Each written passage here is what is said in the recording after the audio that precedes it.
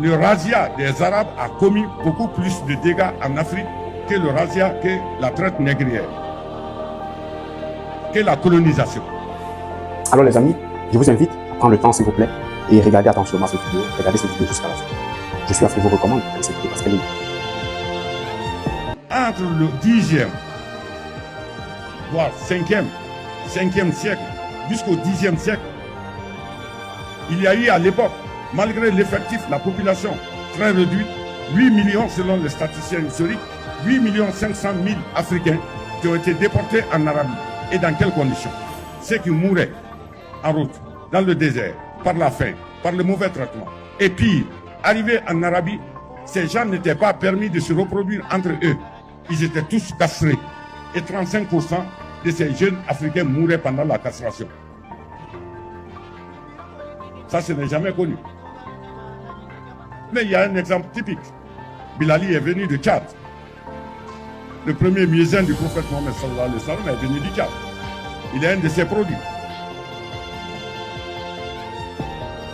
Les gens sont venus nous ôter notre identité. Je vous rappelle, je vous ramène à lire Ibn Khaldun ou bien Ibn Battuta. Quand Ibn Battuta est arrivé, on lui a dit attention, tu vas dans un pays, dans une contrée, ils ont les cheveux courts, la mentalité très réduite. Mais quand vous lisez son rapport, il dit ceci. À travers tout mon voyage dans le Mandin, je n'ai trouvé que deux comportements, deux pratiques contraires aux règles islamiques. Le fait qu'ils se donnaient beaucoup plus de femmes que cadres et du fait qu'ils adoraient les gris-gris.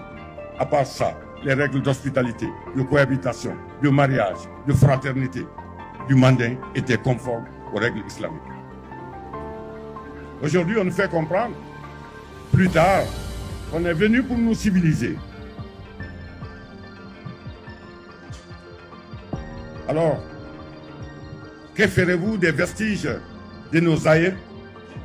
Je vous rappelle que le premier noir qui a fabriqué le canon à poudre, il était à Sigiri. Il a été exécuté par les Français. Le razzia des Arabes a commis beaucoup plus de dégâts en Afrique. Merci d'avoir pris le temps de regarder la vidéo. Je vous invite à liker, à commenter, à partager si ce que nous partageons ici est important, éducatif et surtout vrai. Alors abonnez-vous et recommandez à vos frères, à vos soeurs et à votre entourage. Je vous remercie.